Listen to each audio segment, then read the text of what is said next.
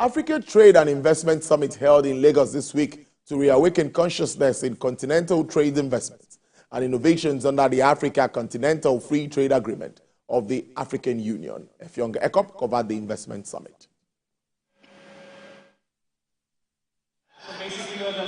Business Day pulled investors and trade specialists across Africa for an investment summit in Lagos, pushing to expand the frontiers of continental investments and development.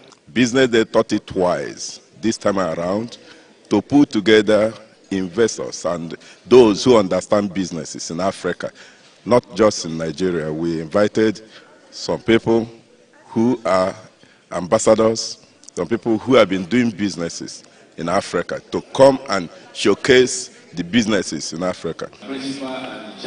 With reimagining economic growth in Africa as the theme of the summit, participants examined possibilities of accessing free movements of talent, capital, and industrial innovations using available windows in the African Continental Free Trade Agreement. And their subsection mandate. Along our panel session, spotted critical work view, drawbacks, and solutions to growing African businesses and investments. The aim of having these kinds of forum dialogues is to bring in the policy makers with the policy takers, to identify the challenges in the implementation of the regional regulations on national level, in the business environment in particular countries. The implementation of the agreement is in phases.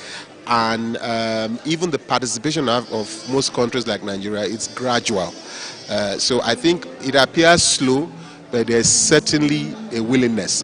Discussions also focused on the need to bring young and upcoming African talent in various sectors and professions to understand the need for intra-African cooperation in development. Africa also stands to gain a lot out of service exchange, right? And we've seen that play out also in the fintech space, right, in Africa. And there's a lot that we can take advantage of.